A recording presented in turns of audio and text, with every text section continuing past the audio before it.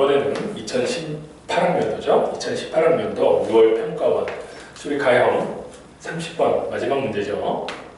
학생들도 기대를 했을 것이고 선생님도 기대를 가지고 이 문제를 봤습니다. 자, fx는 ln의 x 내제곱 플러스 1 마이너스 c 이렇게 돼 있고 gx는 그 f 함수를 a에서 x까지 정적분한 함수다. 자, 이렇게 표현이 되어 있고, 자, 문제 중간에 조건에 보면 이렇게 되어 있죠. gx의 그래프가 x축과 서로 다른 두 점에서 만나도록 해주는 그런 a 값을 또 여러 개가 나오나 봐요. 알파1, 알파2, 알파 n까지라고 얘기를 했어요.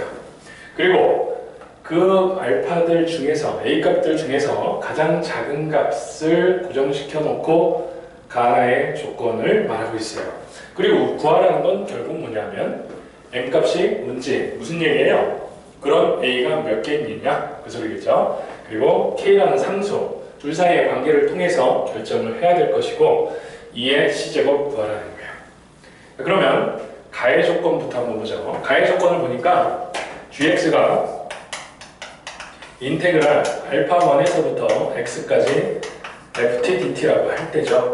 자, 그럴 때 gx가 x는 1에서 극소값을 갖는다. 그 얘기는 g 프라임 x에 x는 1을 대입했을 때 0이다. 그럼 g 프라임 x를 하면 fx 이렇게 나오겠죠? 그럼 g 프라임 1은 당연히 f1이 될 것이고 f1의 값이 0이다. 그럼 f1은 x 대신에 1을 대입하면 ln 2-c 이렇게 쓸 수 있다. 이 값이 0이라는 거예요. 그럼 c 값은 이제 간단하게 ln 2라는 것을 우리가 찾아냈고, 자, 여기서 더 중요한 거는 이 c 값을 이렇게 간단하게 찾을 수가 있겠는데 바로 이 식이죠. g'x는 fx다. 그런데 이 fx가 과연 어떤 함수냐?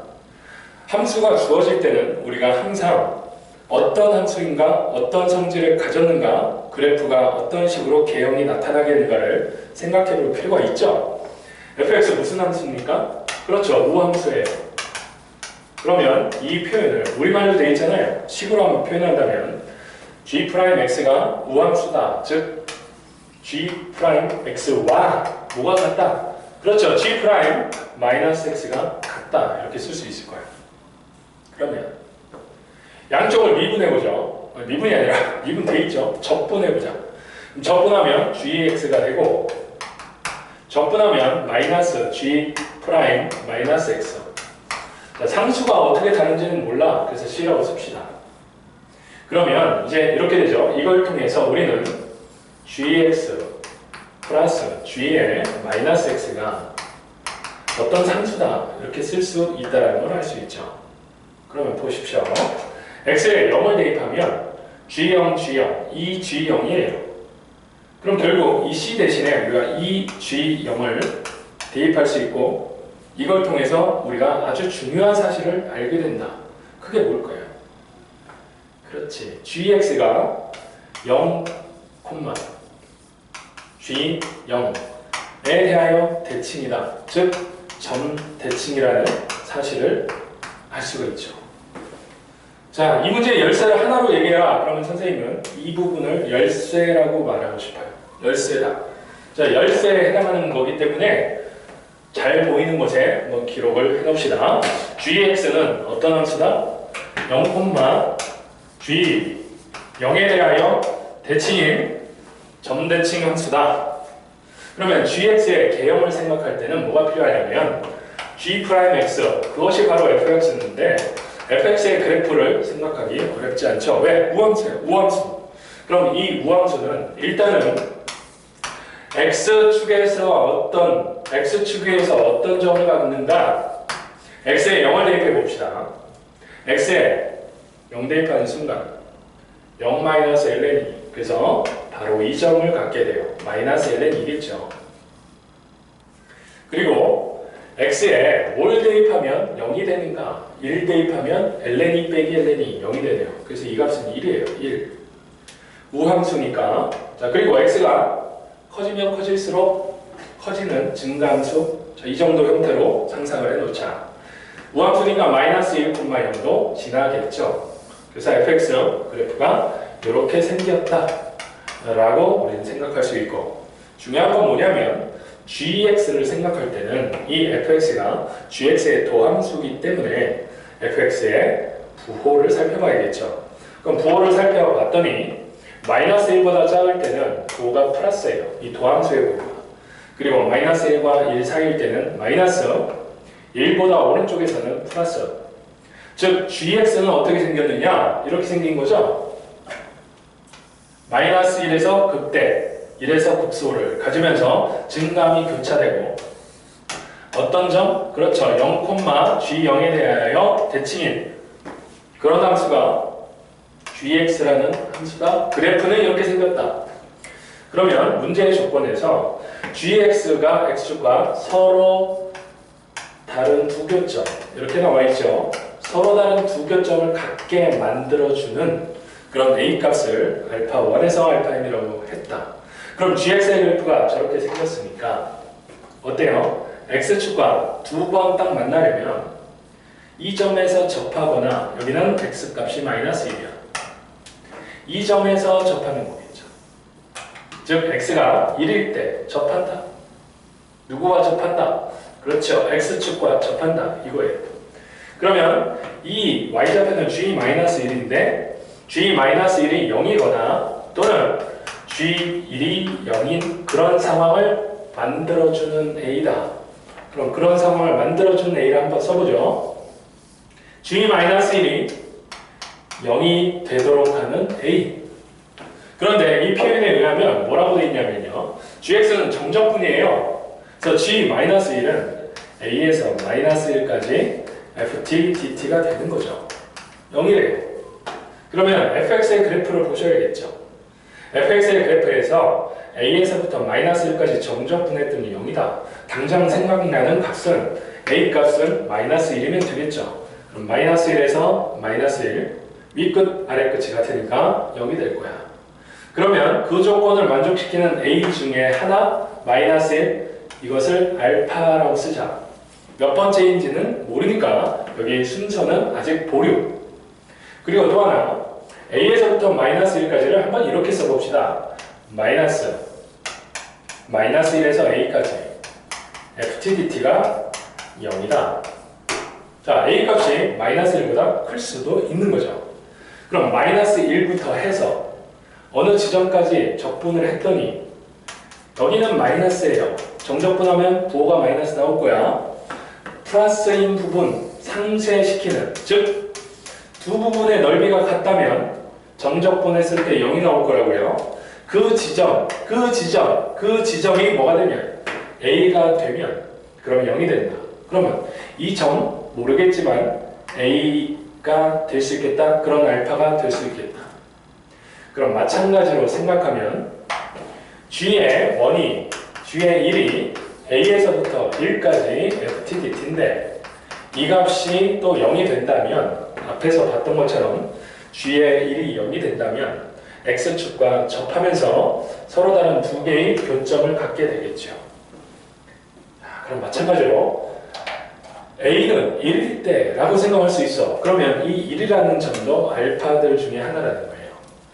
마찬가지로 a에서부터 1까지 접근을 했더니 넓이가 동일한데 부호가 반대여서 적분값이 0이 될 수 있겠죠. 따라서 이 지점도 알파 중에 하나다.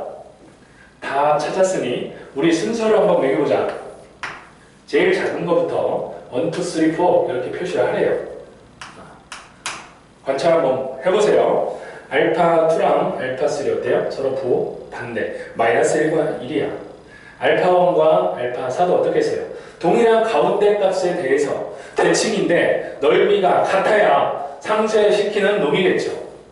따라서 알파1과 알파4 역시 부호가 반대. 이제 거의 다 왔습니다. 거의 다 왔어요. 그럼 나의 조건을 가지고 한번 해보죠. 나의 조건을 식을 한번 변형을 해봅시다. 인테그랄 알파1에서 알파4까지야. 그리고 gx, dx 이렇게 씁시다. 는 k의 알파4겠죠. 그리고 인테그랄 0에서 1까지 절대값 fx인데 0에서부터 1까지 fx는 부호가 마이너스예요. 따라서 절대값은 마이너스를 붙여서 표현이 돼야겠죠.